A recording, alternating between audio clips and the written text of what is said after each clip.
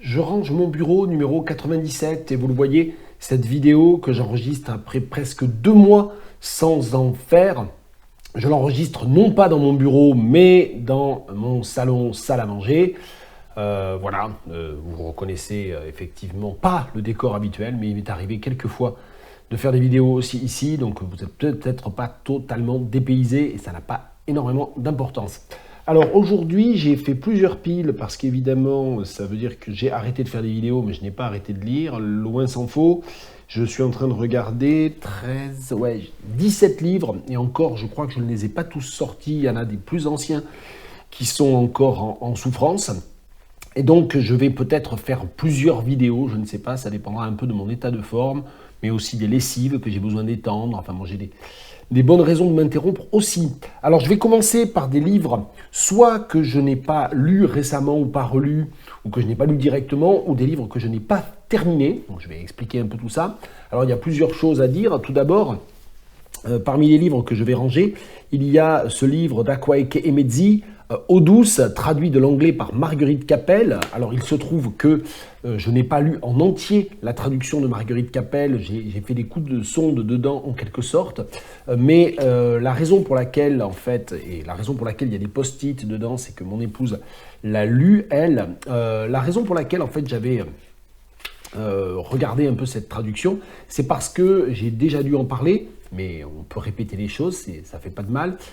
J'ai inauguré cette année un nouveau séminaire de master première année, dans le cadre du master études culturelles, un séminaire qui était de 2 heures hebdomadaires autour, notamment, de Freshwater, de Akwaeke Emezi, donc c'est-à-dire le premier roman d'Akwaeke Emezi, qui est une auteurice non-binaire, nigériane, dont le texte est paru en 2017-2018, la traduction en 2020, juste avant le premier confinement. C'était pas forcément idéal comme calendrier éditorial. Et il se trouve que dans ce cadre-là, grâce à Laurent Vanini, traducteur en résidence au cours de l'année qui s'achève désormais, de l'année universitaire qui s'achève désormais, j'ai pu faire venir Marguerite Capel pour une rencontre avec les étudiants et les étudiantes qui suivaient le séminaire. Alors ce cours a été un petit peu frustrant à l'arrivée parce qu'il y a eu un blocage, je crois que je vous en ai parlé lors de ma vidéo hors série qui est venue un petit peu s'interposer entre Je range mon bureau 96 et celle-ci, Je range mon bureau 97.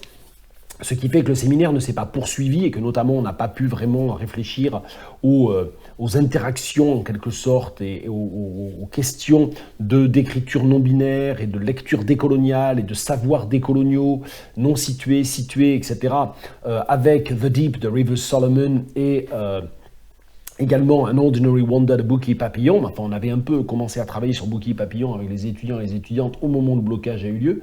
Mais voilà, en tout cas, on a eu le temps de faire pas mal de travail quand même sur Freshwater, et donc, notamment, en février, d'accueillir Marguerite Capel pour une rencontre autour de sa traduction d'Akwaeke Emezi, Eau douce. Voilà pourquoi il y a ce livre sur mes rayonnages que je vous conseille très vivement. Akwaeke Emezi, j'ai presque tout lu de ce qu'elle a écrit. Et ça reste quand même un des textes les plus forts. La fin, il y a des petits problèmes, je trouve, moi, avec la fin. Il y a une sorte de ventre mou, un peu ventre mou qui est presque vers la fin. Donc, c'est pas tout à fait un ventre, mais bon, peu importe, je suis pas sûr de ma métaphore là. Mais ça reste quand même un texte extrêmement fort, extrêmement dérangeant et extrêmement stimulant aussi. Un très beau livre. Alors, ce livre-là, je n'arrive plus à savoir si j'en ai parlé ou pas. Je ne sais pas pourquoi. Il me semblait que j'en avais parlé et que... voilà, mais enfin malgré tout, je ne l'ai pas rangé, donc je ne sais pas trop. C'est un texte donc de Monique Séverin, une sorte de... C'est plus proche du poème en prose que du roman. Alors c'est classé par les éditions Projectile dans leur collection Tantara roman, mais malgré tout c'est presque plus une sorte de poème en prose ou de rêverie un peu. Ça s'apparente plus presque, oui, au genre des rêveries composites un peu. Et mais bon, voilà. Je vais vous lire un extrait de la page 112, parce que comme je ne sais plus si j'en ai lu ou pas, eh bien c'est l'occasion de regarder. Voilà, il y a un petit marque-page avec petite signature, petit mot de l'éditeur Nassouf Djelani. La pluie tombe, je préfère à il pleut, qui dépossède l'eau de son action bienfaisante ou dévastatrice. La pluie tombe donc de plus en plus fort, à grand renfort de seaux célestes, va finir par faire déborder la piscine. Et je la regarde, celle qui s'évertue à mettre en mots sa réalité, pas celle des autres. Elle peine, fait ruer ses mots dans les brancards. Il faut que ça soit fluide, a dit un docte critique Zoreille. Il faut que les lecteurs français te comprennent, que ça coule de source, a dit un autre docte critique local. Créole à éviter, qu'on se le dise. Mais un n'en a rien à abattre ou à foutre, elle qui ne peut se battre les couilles, qui ne peut foutre et qui doit accoucher au forceps de sa langue, de son imaginaire, de son monde, qui doit s'envisager, se dire en tant qu'humaine particulière, en tant que réunionnaise. Le premier a dit « Tahar pense que ». Le second relit Bartine. « Sorry, monsieur Benjeloun, monsieur Bartine, elle se révolte. Vous voilà intronisé caution d'une triste cause. Mais elle en a ras-le-bol, ou la moule, de ces pensées phalliques qui la mettent au sol, spécificité bien française aussi, reconnaissance d'elle-même par une intelligentsia endogame, se mirant dans ses propres yeux, par là se limitant. Par là, coupant la route à un imaginaire venu du fond de soi et des âges, là où s'est secrétée la chose réunionnaise, sur silence et échappée belle. Mais les autorités et autres gardiens de la pensée dominante la craignent cette chose, cette inconnue bâtarde. Ils ont peur des entailles qu'elle pourrait creuser dans leur certitude, dans un confort chèrement acquis. Ils y ont sacrifié leur chair même, pourtant l'ont scarifiée pour qu'elle corresponde au modèle dominant. Alors ne pas leur demander de voir le corps dansant son histoire, dansant dans son histoire de la merveilleuse chorégraphe créole aux yeux et à la chevelure de Chine. L'eau de la piscine finit par ressembler à la mer tant elle est ballottée par la pluie. Elle pourrait être aussi traîtresse que sa sœur Océane, mais est-il une eau plus clémente que l'autre ? Donc c'est un extrait que je vous ai livré complètement ex abrupto, sans contextualiser, etc. C'est très difficile de contextualiser le livre, j'aurais pu vous lire la 4e de couverture. Allez, la 4e de couverture, histoire de gagner du temps, je vais vous la mettre comme ça. Vous faites arrêt sur image, vous zoomez, si vous voulez en avoir un petit peu plus, de manière un petit peu plus, on va dire, informative. Moi, ce que j'ai beaucoup aimé dans ce livre, justement, c'est sa grande liberté. Et le texte que j'ai choisi de vous lire, il joue délibérément avec les attentes, avec la question de la réception, avec les questions théoriques, en fait, et la volonté de se libérer, en fait, du terrorisme théorique, en fait, en quelque sorte. Donc, c'est un texte qui est justement très fort, parce que là, dans cet extrait-là, c'est très clair, il y a toute la dimension décolonisatrice ou décoloniale, et les deux, en fait, décolonisatrice et décoloniale, qui est présente, et qui est présente dans l'écriture même, donc la volonté de se libérer. Et dans ce que j'ai lu, il y a ce passage sur les gardiens de la pensée dominante craignent cette inconnue bâtarde. Et l'inconnue bâtarde, c'est l'écrivaine, c'est-à-dire la figure de la femme en tant qu'écrivaine, mais c'est bien sûr surtout toute la dimension linguistique sauvage, qui éclate les codes, cette entaille, des entailles qu'elle pourrait creuser dans leur certitude. Voilà, je trouve ça très très beau. Un texte à méditer, voilà. Donc, et toujours pareil, je fais la pub pour les éditions Projectiles, et donc pour ce texte des éditions Projectiles, Monique Séverin. Je ne fais pas la pub pour tous les textes des éditions Projectiles, voilà, c'est celui-là notamment, je vous en parle. Dans les livres que je vais remettre sur mes rayonnages, The Salt Roads de Nalo Hopkinson, que j'avais lu il y a plusieurs années déjà, et que j'ai ressorti de mes rayonnages parce qu'en fait, avec Laurent Vanini, dont j'ai parlé tout à l'heure déjà, on a fait une petite intervention dans un de mes cours, à la fois dans un cours de traduction première année et dans un cours littérature caribéenne de deuxième année, qui là encore faisait partie de mes nouveaux cours cette année, et qui là encore a été un peu chamboulé, interrompu, n'a pas pu aller jusqu'à son terme, donc j'ai pas pu en fait totalement créer le processus de réflexion avec les étudiantes de deuxième année de double licence autour des questions du plurilinguisme, là encore, et des identités plurielles, qui est vraiment ce lien qui me travaille beaucoup. Et dans le texte que je viens de lire de Monique Séverin, si vous suivez, vous aurez bien sûr reconnu des échos avec ce dont je vous ai parlé dans la précédente vidéo Je range mon bureau, c'est-à-dire le plurilinguisme et les identités plurielles dans les écritures de l'île Maurice. Là, on était à La Réunion, là, on est à la Jamaïque, donc on revient un peu dans les Caraïbes. Nalo Hopkinson de Salt Roads, et donc Laurent Vanini m'avait proposé d'intervenir sur les premières lignes, les premiers paragraphes de ce roman de Nalo Hopkinson, que j'avais lu il y a longtemps, que j'avais un peu oublié, j'avoue, et donc, dans lequel ça serait mentir de dire que je me suis replongé parce que j'avais pas le temps, mais voilà, au moins on a regardé la première page, et donc je vais vous lire un extrait, tiens, on tombe presque au même nombre de pages, d'un chapitre qui se trouve à la page 122, c'est un livre qui part vraiment dans tous les sens, un peu, que j'avais beaucoup aimé, qui est un peu foufou comme ça, et qui est inédit en français. C'est aussi pour ça que Laurent Vanini voulait intervenir dessus, parce qu'il avait commencé à le traduire un jour comme ça, dans le métro même d'ailleurs. Voilà.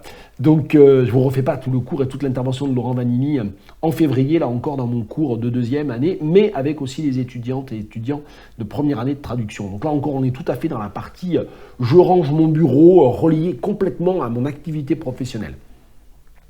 There is a sound like bells ringing. There is drumming in this place. The booming of the sea and then the bell-like sound comes 3 times, and I must go to it. I imagine myself clothed in silks and linens, the proper raiment for garbing beauty. I've learnt this from Jeanne. And what I imagine becomes so. I am wearing beautiful clothing formed as I am from air. I enter inside a lovely house and find myself more curious than frustrated to be sucked into someone's head. I can walk and speak among them in this way. She welcomes me, this one, even though she doesn't even know that I am here. Unlike Jeanne, she dreams of being taken out of herself. She's made a good marriage and her parents rejoice. But she's not so certain. The man seems genteel, but he has hairs growing from his nose and a sullen cast to his gaze after 2 glasses of wine. She fears the cruelty that husbands can freely visit upon wives. Wine has loosened her bonds and consciousness, and unawares she has brought me into her, and a knowing part of her rejoices. This is so different from being rat-trapped in Jan's skull. I still retain some of my power to see all about, and I can make this one do my bidding. I wave her fan about my lovely face, pale as the moon. This is how it will be with me. I understand now. Some humans will offer their heads to me to take my seat inside. They will slip me inside them, and they will be glad to host me. I hold her hand up before my face, a milky white, with blue veins crawling beneath the skin. Jeanne would give anything to be such as she. Je m'arrête là, mais vous l'avez entendu, c'est une histoire de hantise. Là encore, on a une espèce d'histoire un peu, voilà, que l'on peut rapidement rattacher au réalisme magique, mais ça n'a pas grand sens réellement au fond de dire ça. Mais on a toute une question animiste surtout, et je pense que c'est plus intéressant de le voir du côté de l'animisme, toute une histoire qui tourne autour de la hantise, autour de la possession, et avec une narratrice qui est une possédante, qui est le spectre hantant, circulant dans un certain nombre de personnages. Et là, finalement, on voit qu'il y a sans arrêt des espèces de retours en cercle, peut-être de rhizome, encore, un grand concept très important pour moi, le rhizome d'après glissant, glissant, relisant Deleuze et Guattari. On retrouve ce qui est évidemment une des caractéristiques de Freshwater, d'Akwaeke Emezi.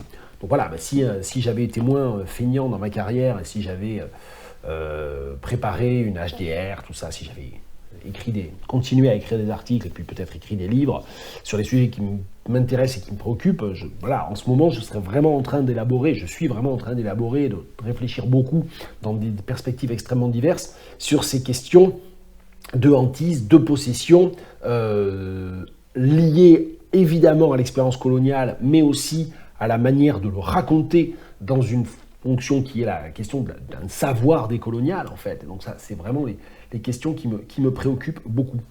Un livre et là je change complètement de sujet, non, je vais d'abord vous parler de celui-là, un très beau catalogue, essai, livre. C'est un essai qui prend un peu la forme, ou le format en tout cas, d'un catalogue, Bordeaux métis, esclaves et affranchis du 18e à l'Empire, publié chez Mola, dont l'autrice est Julie Duprat, et c'est plus ou moins, je crois, sa thèse, ou en tout cas des travaux faits à partir de sa thèse. C'est un livre dont j'ai eu connaissance quand j'ai traduit en fait le livre d'Olivette Otélé, African Europeans, une histoire des Noirs d'Europe chez Albin Michel. Je pense que c'est encore disponible, allez-y. Et c'est un livre extrêmement intéressant, extrêmement instructif, que ma mère m'a offert en fait. Donc un livre d'histoire, plus que d'histoire de l'art d'ailleurs, dans lequel Julie Duprat aborde évidemment les différentes caractéristiques de la présence des Noirs, des esclaves et des affranchis, mais des Noirs, la présence visible, historicisable, archivée et archivable des corps noirs et des individus noirs à Bordeaux, dès le XVIIIe siècle. Et donc, elle revient en détail sur un certain nombre d'éléments, y compris bien sûr sur les esclaves qui s'enfuient, les esclaves qui cherchent des protecteurs aussi, et les représentations, évidemment, il y a toute une dimension liée bien sûr à la représentation et à la représentativité de ces corps noirs. Donc voilà, un sujet sur lequel je n'ai pas vraiment fait de recherche, qui n'est pas mon domaine de recherche, mais comme j'ai traduit le livre d'Olivette Otélé, j'ai vécu, je vis beaucoup avec ce sujet aussi. Bordeaux Métis aux éditions Mola. Alors là, je vais vous parler ensuite de 2 livres que je n'ai pas lus ou pas terminés, parce que ça m'a fatigué. Il y avait celui-là, de C.K. Stead, qui est un écrivain néo-zélandais. J'avais plutôt bien aimé l'écriture du livre, et le premier chapitre m'avait beaucoup plu. Et puis après, ça m'est totalement tombé des mains. Je trouve que il y a une sorte de jeu dans l'écriture et dans la structure même et dans la construction des personnages c'est un texte des années 80 qui suit un certain nombre d'effets de mode, je crois, un peu post-modernes, qui ont très très mal vieilli, je trouve. Enfin, en tout cas, c'est peut-être moi. Je dis toujours ça parce que je ne veux pas non plus me prétendre ni objectif, ni au-dessus des jugements communs, et encore moins, bien sûr, des auteurs et des autrices. Mais c'était mon expérience de lecture. C'est un livre d'ailleurs que j'avais acheté au Bibliovore, dont je parle souvent, excellente librairie d'occasion à Tours.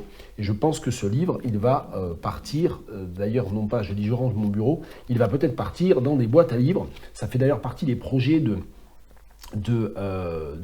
nouvelles séries que j'ai en vidéo, qui est que, comme on commence à manquer de place, je me suis dit qu'il fallait qu'on commence un peu à désherber, c'est le terme qu'emploient les bibliothèques, à enlever, à bazarder un certain nombre de livres dont on sait que, on les relira jamais, 2, on n'aura jamais besoin de travailler dessus, et puis 3, surtout, ils n'ont pas tellement compté pour nous, on ne sait plus très bien ce que c'est, ou on les a jamais vraiment aimés, ou jamais finis, ou on les a aimés sans plus, enfin bon bref. Toute cette espèce de ventre mou, je vais reprendre ma métaphore de tout à l'heure, que tout le monde a dans sa bibliothèque, et comme on commence à manquer un peu de place, alors, on manque jamais vraiment de place, on a une grande maison, on pourrait rajouter les étagères partout, mais c'est pas trop l'idée non plus. L'idée c'est aussi peut-être de pas se dire on a la place donc on accumule. Peut-être que l'idée c'est aussi de partager, de remettre en circulation. Et effectivement, je pourrais prendre les livres et les revendre au poids, etc., et récupérer 3 € vraiment pour des dizaines de livres, ça n'a aucun intérêt.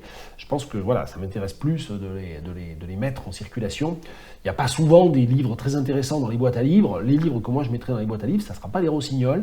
Donc celui-là, il va sans doute aller dans une boîte à livres, et peut-être même que vous le reverrez si je mets à bien, si je réalise, j'accomplis réellement ce projet de faire des vidéos sur les livres dont je me débarrasse. C'est possible. À suivre. Ce livre-là, je le garderai certainement, mais parce que c'est peut-être un peu une rareté, puis c'est vrai que j'aime bien l'auteur.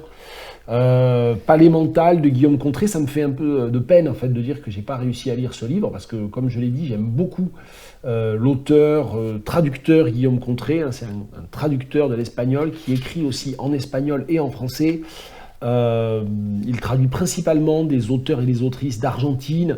C'est quelqu'un de très intéressant que j'aime beaucoup, que je suis aussi sur les réseaux sociaux, qui est vraiment quelqu'un qui a l'air en plus très à la fois hyper intéressant et très gentil. Donc voilà, j'ai acheté son livre, ce nouveau livre de lui qui s'appelle donc Palais Mental. Et je ne suis pas du tout rentré dedans. On y retrouve la même approche un peu cérébrale et analytique qu'il y avait dans Discernement, paru aux éditions Louise Botus. Si vous cherchez dans mes vidéos, vous verrez que j'ai parlé de Discernement, j'en ai dit le plus grand bien d'ailleurs, c'est un livre que j'avais beaucoup aimé. Et celui-là, je ne sais pas pourquoi, c'est peut-être moi là encore qui n'étais pas in the mood, mais je suis vraiment resté en dehors du livre. Alors comme quand même j'aime bien Guillaume Contré et que j'aime bien a priori ce qu'il fait, je vais vous lire, alors c'est un texte qui est complètement d'un bloc, comme certains textes de Juan Bennett par exemple, et qui a été écrit lors du déconfinement, apparemment mai-juillet 2020, c'est la date qui figure à la toute fin du texte. Je vais vous lire une page, alors c'est non numéroté, donc c'est les éditions MF, je crois, je ne sais pas ce que c'est cette maison d'édition, édition MF. Ouais, c'est la collection Invention des éditions MF, qui est faite de fiction méconnaissable par excès de poésie, de drame, de lyrisme, de forme, d'intrigue ou de personnage. Bon. Et apparemment, il publie dans cette collection depuis 2008. Donc voilà, c'est une maison d'édition qu'à ma connaissance, je n'avais jamais croisée, mais voilà. Je vais vous lire donc un extrait d'une page non numérotée, mais d'un passage que j'ai lu, c'était avant que je renonce. Il eut l'impression d'être pris sur le fait, toute trace de sourire s'effaça sur son visage et ses intestins se plaignirent une nouvelle fois, ce qui ne fit qu'augmenter son impression d'avoir été pris sur le fait. Penser à ses intestins, c'était penser à son monde intime, et penser à son monde intime, c'était penser au monde intime du mort, ce qui le dégoûta. Il commençait à engranger des énergies négatives lorsque son assistant poussa un « Ah » de satisfaction. Il tourna la tête, mais vit seulement que Silbano était toujours aussi immobile en fixant des yeux un point imprécis sur le mur. Ses mâchoires étaient serrées, comme s'il luttait pour contenir une vérité qui pourrait lui échapper. Une autre plainte du mort ou un autre gargouillis de son ventre força le détective à tourner la tête dans l'autre direction et il vit de nouveau l'objet mystérieux qui gisait sur le sol crasseux près du cadavre ou du soi-disant cadavre. Il pensa à l'arme du crime. L'arme du crime pouvait-elle rester aussi près de la victime, se demanda-t-il. N'était-ce pas tricher? Il ne sut pas se répondre et décida de s'approcher avec prudence. En luttant contre ce dégoût, il regarda fixement le masque mortuaire du cadavre ou du soi-disant cadavre. Rien ne se passa, il ne bougeait pas. Le détective fit alors un pas en avant et entendit une plainte. Il se figea, regarda de nouveau le visage du mort et ne vit rien. Il fit un pas supplémentaire, craintif, dans l'attente d'une nouvelle plainte qui ne vint pas. Soulagé, il fit encore un pas vers l'arme du crime et entendit alors quelque chose, mais il fut incapable de savoir s'il s'agissait du mort ou de son ventre affamé. Il se figea de nouveau et jeta un regard sur le cadavre. Son visage était toujours aussi impénétrable. Il sursauta en entendant un « Ah » de satisfaction et tourna la tête. Son assistant continuait de fixer un point quelconque avec une rigidité feinte. Il s'était tellement approché du mur que son nez y était quasiment collé. L'air pénétré de son assistant déplut au détective qui, pour une raison ou une autre, se sentit frustré, comme si quelque chose lui échappait. Palais mental de Guillaume Contré. Alors ensuite, je ne sais pas très bien par où continuer, sinon commencer. Allez, peut-être par ceci, Wittgenstein's Mistress de David Markson. Alors, Wittgenstein's Mistress de David Markson, si j'essaie de me rappeler quand j'ai lu ce livre, quand je l'ai découvert, j'en suis incapable. Et j'hésite entre deux hypothèses. Je sais que je l'ai lu dans un exemplaire de bibliothèque. Et soit je l'ai lu avant de m'installer à Tours, quand j'étais encore doctorant et que j'habitais à Beauvais, que je travaillais à Nanterre, soit j'ai découvert Wittgenstein's Mistress de David Markson après être arrivé à Tours, alors que j'étais déjà maître de conférence. Ce qui est certain, c'est que un des déclics que j'ai eu vis-à-vis de David Markson, c'était lors d'un colloque en 2004, je crois, 2003 ou 2004 à Tours, un colloque de littérature américaine autour de je crois autour de l'œuvre de Paul West, ou alors c'était lors d'un colloque autour de Richard Powers et du Systems Novel. Enfin, il y avait eu en tout cas une communication qui parlait de This is not a novel ou de Reader's Block de David Markson, peu importe. Que j'ai lu par moi-même Wittgenstein's Mistress avant ce colloque ou après, ça n'importe guère. Ce qui est certain, c'est que Wittgenstein's Mistress, qui est le livre un peu transitionnel dans l'œuvre de David Markson, est le premier livre de lui que j'ai lu, et ça a été un véritable choc, et c'est un livre donc que j'ai lu depuis un peu plus ou un peu moins de 20 ans, mais en tout cas avec lequel je bassine presque tout le monde depuis un peu plus ou un peu moins de 20 ans. Et je n'avais jamais rien écrit, je n'ai jamais rien écrit sur ce texte.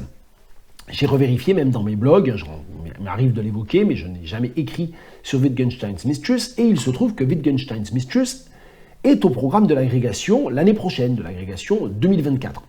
On le sait depuis maintenant à peu près un mois et demi, les programmes sont tombés je crois début avril, enfin première quinzaine d'avril. J'étais chez ma mère qui a plusieurs livres de David Markson, moi j'en ai quelques-uns, mais je n'ai pas Wittgenstein's Mistress parce que je l'avais lu sur un exemplaire de bibliothèque universitaire. Donc je lui ai emprunté son livre, un emprunt certainement qui va durer un petit peu, ce qui m'a permis de le relire, et donc d'ailleurs je me suis rendu compte qu'il y a plein de choses que je me rappelais mal, que mon esprit avait un peu déformé. Par exemple, il y a certains éléments dont je pensais qu'ils étaient beaucoup plus développés et récurrents dans l'écriture du texte et qui sont en fait juste des détails qui reviennent une ou deux fois. Donc ça, c'est quand même assez troublant. Et puis il y a d'autres choses dont je me rappelais que je ne me rappelais pas du tout, et donc voilà, que j'ai pu relire. Donc j'ai relu avec grand plaisir ce texte de David Moxon. Alors ce n'est pas moi qui ferai le cours à Greg, l'année prochaine en l'occurrence j'étais a priori étant normalement débarrassé, entre guillemets, de Carpentaria d'Alexis Wright. J'ai adoré enseigner sur Carpentaria, mais c'était très lourd quand même. J'étais, a priori, j'avais prévu de faire une année off, au moins une année off, sans nouveaux cours. Et avec aussi moins de cours que cette année, parce que cette année j'ai un peu croulé sous les cours et sous les nouveaux cours. Donc normalement j'étais censé faire une année un peu light, donc bon, je ne suis pas précipité. Il y a apparemment quelqu'un à Poitiers, je pense, qui va faire le cours sur Wittgenstein's Mistress dans le cadre de l'agrégation mutualisée entre les universités de Tours et de Poitiers. Donc tant mieux, hein, c'est pas, voilà, je ne courais pas après. Alors en revanche, on n'a personne pour enseigner sur les Collected Poems de T.S. Eliot, donc j'espère qu'on va trouver quelqu'un, parce que sinon ça va me tomber dessus et vraiment je cours pas après. Donc j'adore T.S. Eliot, mais je cours pas après. Donc en fait ce qui se passe, c'est que Wittgenstein's Mistress est à la grecque quand même, donc ça m'a titillé malgré tout. Donc voilà, je ne sais pas si je vais ranger le livre ou pas sur mes étagères. Je ne vais pas vous en lire d'extrait aujourd'hui, parce qu'on aura peut-être l'occasion d'en reparler.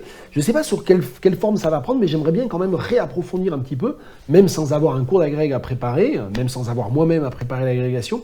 J'ai quand même envie un petit peu de profiter de cette occasion-là pour recreuser un petit peu, pas juste m'être contenté de le relire, mais peut-être, voilà, alors je me suis demandé, est-ce que c'est dans un de mes blogs, est-ce que ça serait sur Twitter, est-ce que ça serait sous forme de live Twitch, comme j'ai pu faire pour l'Ulysse de Joyce l'an dernier, entre janvier et juin 2022, je ne sais pas. Mais bon, voilà, en tout cas, il y a Wittgenstein's Mistress dans le paysage et il n'est pas prêt de disparaître. Livre lu tout récemment, cet essai de Joël Zask. Je ne sais pas si on voit bien, j'ai l'impression que le blanc sur fond vert, c'est pas idéal. Se tenir quelque part sur la terre, comment parler des lieux qu'on aime, aux éditions Premier Parallèle. Alors j'ai acheté ce livre un peu presque par hasard, parce que je l'ai vu chez mon libraire et je ne savais pas du tout qu'il était sorti. Alors, c'est pas totalement par hasard, c'est parce qu'en fait j'avais beaucoup aimé le livre de Joël Zask, et j'en ai parlé d'ailleurs dans ses vidéos, l'essai qui s'intitule Zoocities, attention, en un seul mot, à ne pas confondre avec le roman de Lauren Boyce, que j'aime beaucoup aussi, Zoo City, en 2 mots, qui je crois a été traduit pareil en français, enfin le titre au moins.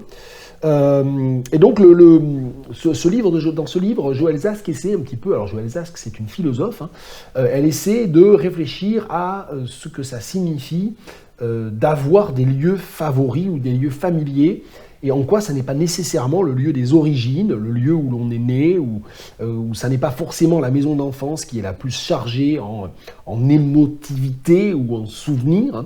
Donc elle s'interroge sur ces questions-là, alors avec un parcours qui est souvent très subjectif. Alors elle a mené des enquêtes, mais il n'y a pas une méthodologie extrêmement claire qui est démontrée. Elle cite régulièrement en les citant uniquement par leur prénom, des personnes avec qui elle a discuté ou qu'elle a pu interroger sur ce sujet-là. Je vous lis un des paragraphes de la 4e de couverture. Pour parler de cette géographie intime, nous avons souvent recours au registre de l'identité, des racines, de l'appartenance. À quoi s'oppose l'idée qu'on pourrait être de nulle part? Nous rejouons ainsi une alternative bien connue. D'un côté, l'idéal d'une osmose entre les humains et leur lieu de vie. De l'autre, l'idéal de femmes et d'hommes sans attache, ayant le monde à disposition. Et donc voilà, donc le sujet était intéressant parce que moi-même je suis extrêmement à la fois sujet à la nostalgie et en tout cas extrêmement attaché à la mémoire des lieux, c'est-à-dire en faisant vraiment un lien entre ma vie, les lieux où j'ai pu me trouver, et notamment très sensible au fait qu'il y a certains lieux où j'ai pu ne passer que 3 ou 4 jours et qui sont extrêmement importants pour moi, qui sont restés extrêmement importants pour moi dans ma mémoire.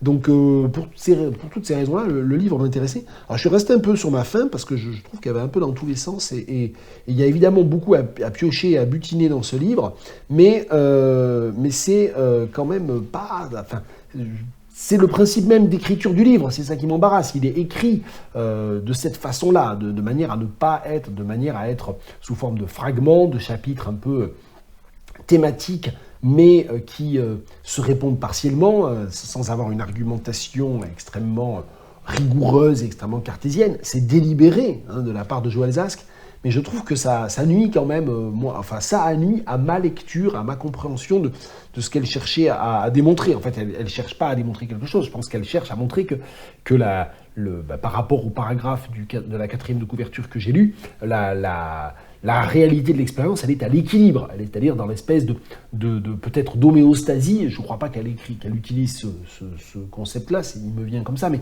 d'homéostasie, c'est-à-dire de rééquilibrage permanent entre l'identité racinaire et le côté citoyen du monde qui n'est pas attaché à un lieu en particulier.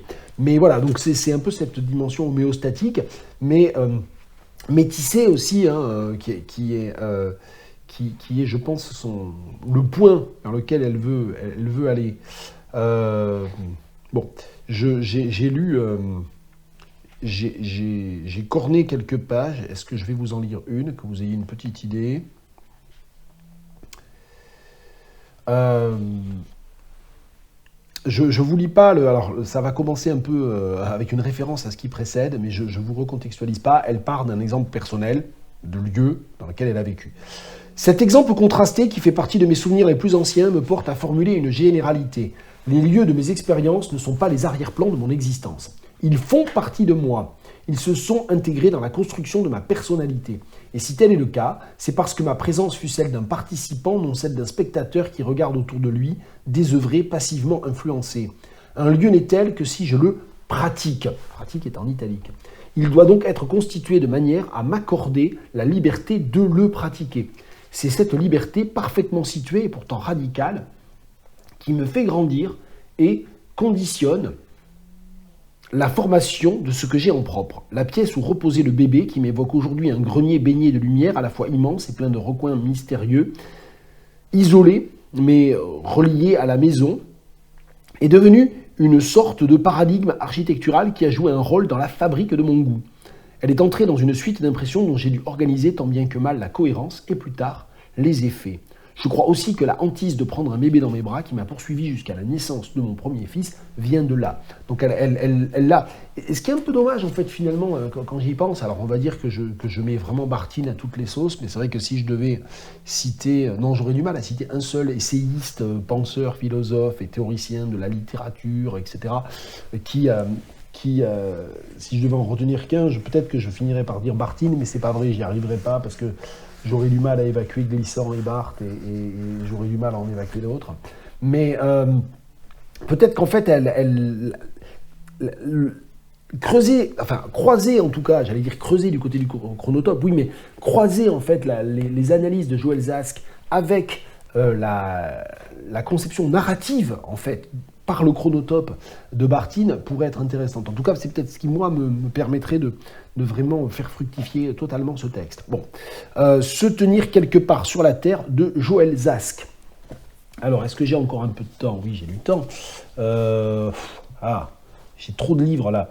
Tiens, mais je vais les faire en deux parties, et comme ça, je vais garder un Nuala Nihonhuir ou Nuala O'Connor pour chacune des vidéos. Donc dans la 97, celle-ci, je vais vous parler de You, et puis dans la suivante, je vous parlerai de Miss Emily, d'ailleurs publiée sous son nom américanisé ou anglicisé, Nuala O'Connor, puisque c'est une écrivaine dont je vous ai beaucoup parlé, écrivaine que j'ai découverte il y a 1 an et demi à peu près en Irlande, pas du tout traduite en français, rien, ni les romans, ni les nouvelles, ni la poésie, et qui est une écrivaine vraiment magnifique. Et ça, c'est son premier roman, You, donc encore publié sous son nom gaélique, hein, que je ne me risque pas à reprononcer, j'ai tenté tout à l'heure. Ça date de 2010, et c'est une histoire très très belle en fait. Là, le sujet est, comme souvent avec elle, assez casse-gueule, c'est-à-dire on pourrait se dire, oh là là, elle va se vautrer parce que ça va être un peu complaisant, un peu gnangnan, etc. Et pas du tout, c'est très très beau. Ça se passe à l'été 80 à Dublin.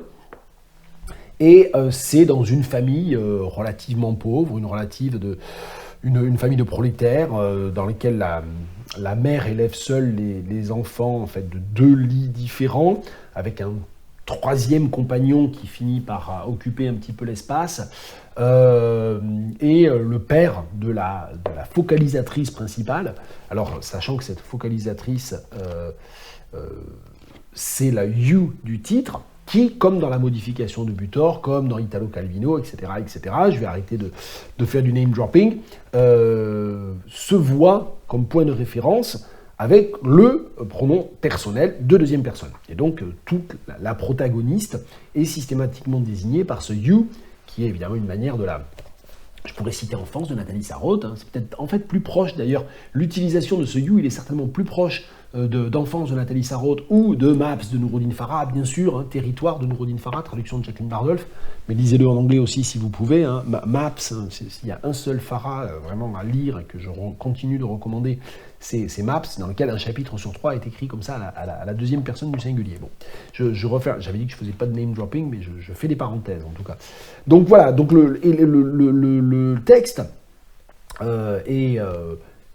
pourrait sembler extraordinairement configuré, c'est-à-dire c'est un texte qui fait penser un petit peu à l'univers peut-être de certains films de Ken Loach par exemple, donc il y a tout ce côté-là, et c'est extrêmement réussi parce qu'elle écrit extrêmement bien en fait, mais extrêmement bien pas au sens où elle recherche des effets, où c'est baroque, etc., ni au sens où c'est minimaliste. En fait, c'est ça qui est très étonnant, c'est que si on essaie de caractériser l'écriture de Noalani Randruir, elle est sans arrêt, là encore, en train d'osciller un petit peu. Je dis encore parce que je suis encore sur mon idée d'homéostasie hein, que j'ai évoquée tout à l'heure. Elle est sans arrêt, en fait, en train de tenir le point d'équilibre entre l'envolée lyrique, le baroque, etc., qui est sans arrêt retenu, qui est sans arrêt stoppé, et puis le minimalisme, qui est une autre forme, en fait, d'emphase. Moi, je trouve les textes qui...